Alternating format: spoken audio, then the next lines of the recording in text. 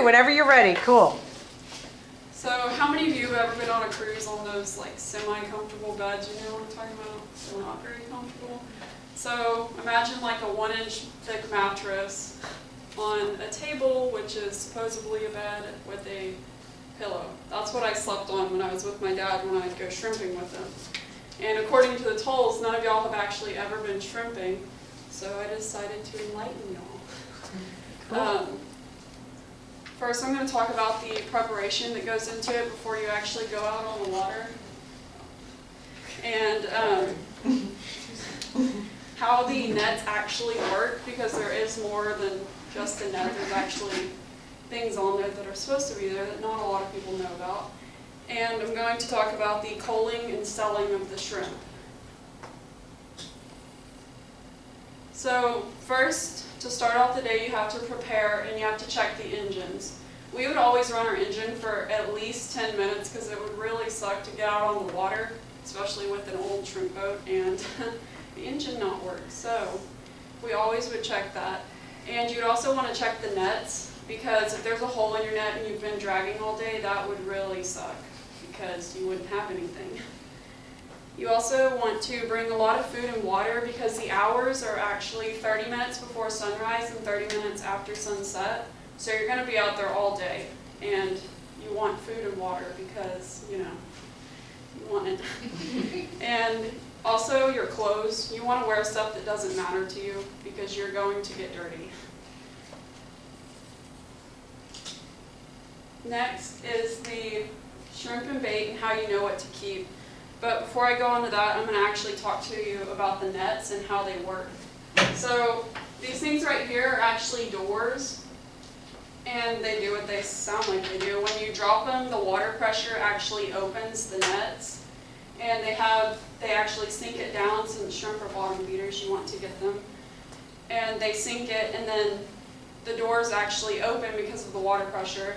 And there's things called turtle and catch excluders.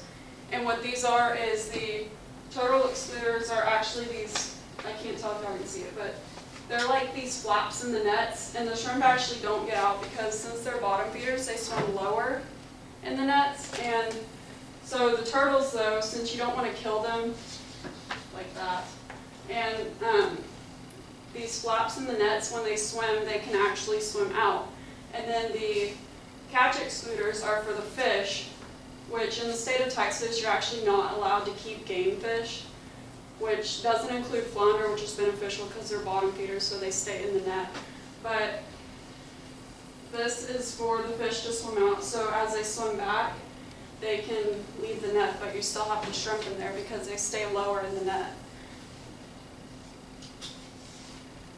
Next is the culling and selling of the shrimp. The culling is basically the sorting, sizing them and sorting them like that. So what you do is you actually do a tight circle with the boat so the net will come to the side of the boat. And after that you hook it up and you pull the net up. And then when you do that, you put it in these boxes.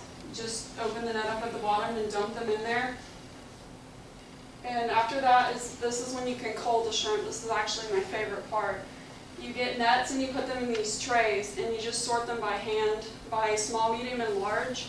The small are actually for bait, and this comes in handy when you're selling because they tell you what size they want. So the small are for the bait, the mediums are typically for gumbos and stuff, and the large are just your typical table shrimp that you get at restaurants. And these are actually how you sort them, is in these baskets. You have another box on the boat, and it's filled with water so the shrimp will stay fresh all day while you're out. And you actually sort them by hand. It's kind of a guessing game, like, oh, this looks like a big one, it goes in here. So you put them in these baskets, and these are actually men culling the shrimp right now. So once you do that, you can sell the shrimp, and we would always sell to this little restaurant on the water. He would tell us, oh, I need medium-sized shrimp today, and that's what we would give him. And it's beneficial for both of us because we sell to them and they're giving us money, and it's beneficial for them because they need the shrimp and the fish. And there's also a thing called a fin fish license. You actually have to have this. What it is basically you can sell the shrimp and the flounder. In the state of Texas, you're not allowed to sell redfish or trout, which, I mean, you know, it kind of stinks, but it's okay. And so you have to have this license. And I hope today that y'all have actually learned that there's a lot more that goes into shrimping than you think. I mean, a lot of people don't know about the things on the nets and stuff, but I hope that y'all learn now what they are for, in case y'all ever see one. And next time you go to a restaurant, I hope that y'all think about all the work that goes into actually getting that meal and the hard work that these men and women do every day. I mean, we would get up around 4 to prepare the boat, and then we'd stay out all day till nightfall, and then, you know, we have to sleep and get ready for the next day. Thank you.